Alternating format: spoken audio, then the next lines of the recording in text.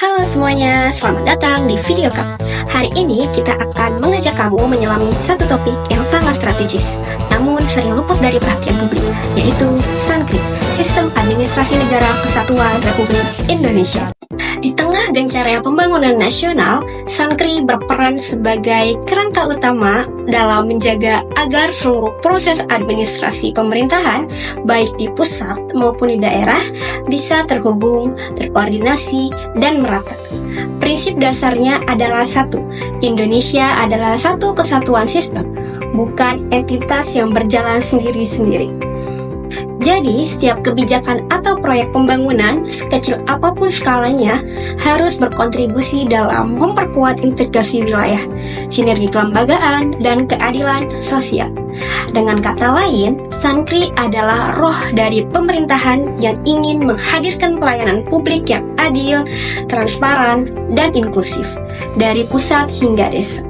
Nah, dalam video ini, kami akan membahas bagaimana semangat SANKRI diimplementasikan secara nyata melalui studi kasus yang sedang hangat dibicarakan, yaitu pembangunan jalur KRL Serang Jakarta. Sebagai contoh implementasi nyata dari prinsip Sistem Administrasi Negara Kesatuan Republik Indonesia, mari kita fokus pada kerjasama antara pemerintah Kota Serang dengan PT Kereta Api Indonesia dalam pembangunan jalur KRL Serang Jakarta.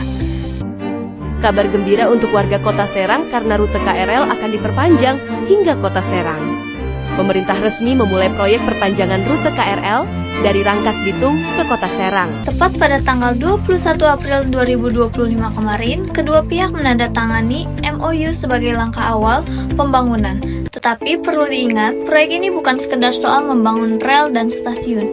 Proyek ini adalah bentuk sinergi strategis antar wilayah Banten dan DKI Jakarta yang bertujuan meningkatkan mobilitas penduduk, efisiensi transportasi, dan memperkuat hubungan ekonomi regional. Bagi warga Serang, ini membuka akses langsung ke pusat kegiatan ekonomi nasional. Bagi Jakarta, ini menjadi solusi jangka panjang dalam redistribusi penduduk dan desentralisasi aktivitas ekonomi. Maka tak berlebihan jika proyek ini kita sebut sebagai jembatan strategis pembangunan antar wilayah. Dalam konteks SANKRI, inilah wujud nyata bagaimana pembangunan lokal bisa disinkronkan dengan kepentingan nasional. Serang tidak berdiri sendiri, melainkan menjadi bagian dari peta pembangunan Indonesia secara menyeluruh. Kalau kita bedah lebih dalam dari sudut pandang administrasi publik bahwa KRL Serang Jakarta ini mempunyai 3 prinsip utama dalam penguatan SANKRI. Yang pertama yaitu integrasi wilayah. Konektivitas antara Serang Jakarta tidak hanya soal transportasi, tapi juga menyangkut 2 pusat aktivitas yaitu sosial dan ekonomi yang saling mendukung. Ini menciptakan aliran sumber daya manusia, barang, dan informasi yang lebih efisien. Yang kedua yaitu kolaborasi antar lembaga. Keterkaitan PT KAI sebagai BUMN, pemerintah Kota Serang sebagai aktor lokal, dan tentu saja dukungan dari pemerintah pusat menuju ke bagaimana pelaksanaan pembangunan ini harus berbasis koordinasi lintas sektor. Yang ketiga yaitu pemerataan pelayanan publik dan akses ekonomi. Dengan KRL, warga Serang akan memiliki akses yang lebih setara terhadap lapangan pekerjaan, pendidikan, dan layanan lainnya di Jakarta. Di sisi lain juga menjadi peluang untuk membangun kawasan-kawasan ekonomi di sekitaran stasiun seperti pasar rakyat, UMKM, hunian terjangkau, dan fasilitas UMKM lain.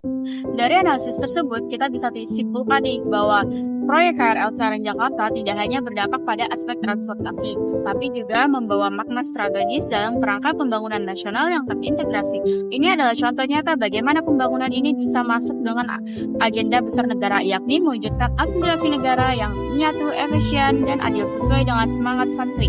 Tapi tentu saja agar proyek ini benar-benar berhasil dan berkelanjutan, ada beberapa hal yang perlu diperhatikan. Pertama yaitu partisipasi publik. Warga harus dilibatkan sejak awal melalui sosialisasi, diskusi publik, dan konsultasi kebijakan.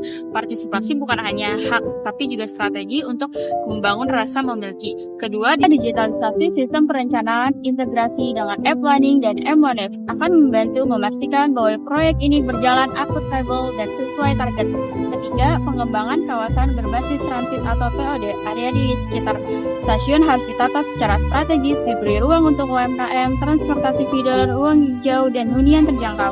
Dan yang tak kalah penting adalah koordinasi lintas pemerintah antara pemerintah kota, provinsi, dan pusat. Tanpa sinergi, proyek besar ini akan stagnan di jalan tengah. Jika semua itu dilakukan, proyek KRL ini bisa menjadi model yang membangun antar wilayah berbasis santri yang direplikasi di kota-kota lain di Indonesia. She ain't got no money, her clothes are kind of funny.